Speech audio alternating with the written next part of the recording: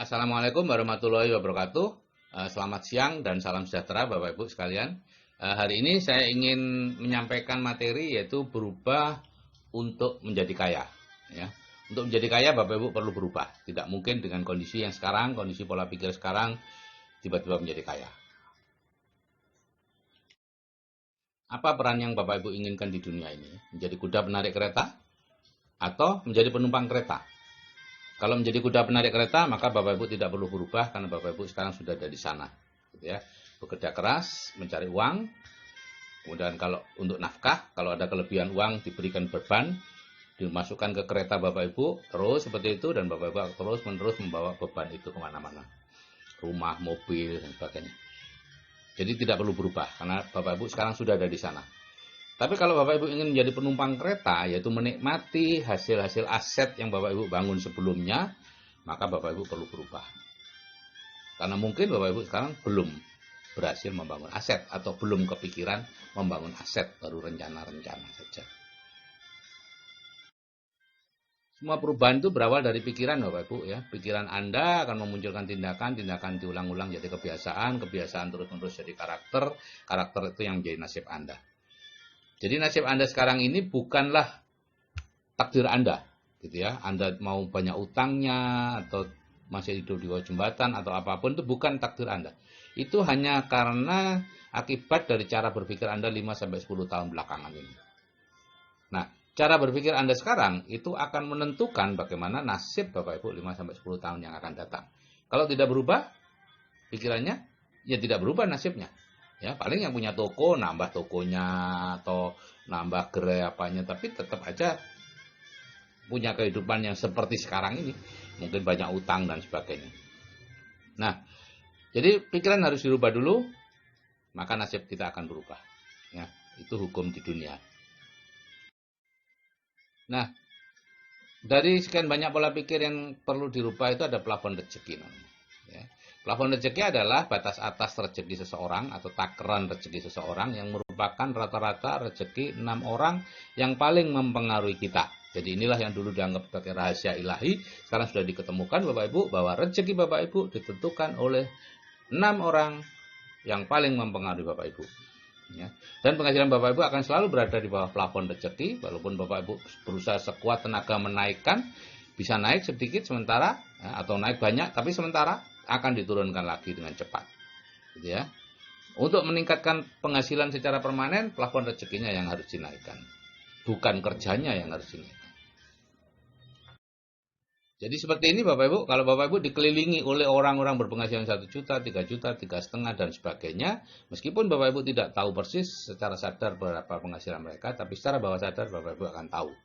Maka orang yang dikelilingi ini, ya, jadinya akan seperti ini. Penghasilan atau plafon rezekinya sekitar 3 juta sebulan. Maka bekerja sekeras apapun dia akan sekian-sekian aja. Pernah naik sedikit, sebentar, diturunkan lagi. Plafon rezekinya yang harus dinaikkan. Misalnya di Building the Dream kita naikkan menjadi 100 juta penghasilan pasif sebulan dengan mendengarkan audio terapi bawah sadar itu. Maka secara perlahan rezekinya akan menyusul, gitu ya. Dengan cara ketemu dengan orang yang tepat di saat yang tepat untuk akhirnya mengajak kita untuk menjalankan bisnis, berinvestasi atau apapun yang menyebabkan Bapak Ibu akan punya penghasilan 100 juta sebulan. Bukan kok tiba-tiba saja jadi kaya, tidak ada ceritanya. Bapak Ibu harus bertindak, action, harus bekerja dulu.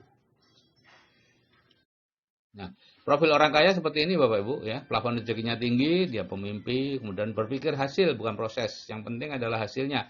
Bisnis apapun dia lakukan. Orang miskin berpikir proses, milih-milih bisnis, ini tidak mau, itu tidak mau. Kemudian kecerdasan finansialnya tinggi. Sedangkan kemampuan teknisnya itu hanya membangun jaringan dan membangun sistem. Mereka tidak terlalu peduli dengan kemampuan manajerial dan sebagainya. Itu orang lain. Mereka tinggal mengambil karyawan yang cocok untuk itu. Jadi hidup adalah peniruan Bapak Ibu. Kalau kita ingin menjadi orang kaya, maka Bapak Ibu cukup memiliki pola pikir orang kaya dan kemampuan teknis orang kaya. Tentu yang akan diberikan di grup Building the Dream, lanjutan, CAA, dan seterusnya. Berlatihlah menjadi orang kaya. Gitu ya. Nah, tujuan BTD adalah membuat anggotanya memiliki penghasilan pasif 100 juta per bulan, kaya sejati. Dan itu dilakukan secara gratis, Bapak Ibu. Ya. Bapak Ibu tidak perlu membayar ini itu. Kalau nanti ada orang yang mengatakan masuk ke BTD, bayar sekian-sekian, itu bohong, Bapak Ibu. Ya. Dia ingin mengambil untung dari Bapak Ibu. Semua diberikan gratis. Jadi cara merubah dulu dan sekarang itu, kalau cara lama Bapak Ibu punya cita-cita merantau, kemudian magang ke orang kaya atau dijadikan mantu, kemudian jadi kaya. Kalau cara baru ini dengan ilmu Bapak Ibu. Yaitu Bapak Ibu mendengarkan audio terapi bawah sadar, penghasilan pasif 100 juta, dan kehidupan dengan penghasilan 100 juta, itu 2 audio, masing-masing didengarkan 21 kali. Kemudian berkumpul dengan orang sukses, mengikuti seminar-seminar inspirasi yang saya tunjuk, dan CD-CD yang saya pilihkan. Saya tidak menjual seminar Bapak Ibu, ya, saya sendiri ikut seminar itu, bukan panitia, bukan pembicara gitu ya. Saya ikut ya, selama 14 tahun terakhir saya ikut. Saya bayarnya sama dengan Bapak Ibu, 600.000 per 2 jam, 2 hari seminar gitu ya. Sebenarnya diadakan 3 kali setahun gitu ya. Saya ngajak berapapun ke seminar itu, saya tidak mendapatkan manfaat keuangan apa-apa. Tidak dapat diskon, tidak dapat apa dari panitia gitu ya. Nah, kalau Bapak Ibu sudah mengikuti, mendengarkan audio terapi bawah sadar, berkumpul dengan orang sukses, dan memiliki pola pikir penghasilan pasif 100 juta sebulan, maka ya otomatis Bapak Ibu akan dibawa ke sana, dan akhirnya menjadi kaya. Itu sudah otomatis, ya. Tidak bisa di-stop. Jadi 3 tahap perubahannya seperti ini, yang semuanya dilakukan secara gratis. Bapak Ibu masuk ke Building the Dream, ya, sebuah grup WA. Sekarang ada ratusan grup Building the Dream, ya. Di situ mendengarkan 21 kali audio terapi bawah sadar, kemudian ada materi-materi pengetahuan di grup, baca aja, lihat aja, dengarkan saja ya, dalam bentuk e-book, dalam bentuk video, dalam bentuk audio. Setelah selesai, Bapak Ibu akan dipindah ke program lanjutan. Di situ mendapatkan CD-CD inspirasi ya. Di Building the Dream tidak mendapat CD inspirasi, hanya 1-2 saja. Dan ikut 3 kali seminar inspirasi selama setahun gitu ya. Dan setelah itu ya mekanisme sukses otomatis Bapak Ibu sudah jalan dan akan membawa mencarikan bisnis, investasi ataupun apa yang memberikan penghasilan pasif 100 juta sebulan. Ya. Entah dengan cara sendiri atau melalui CAA.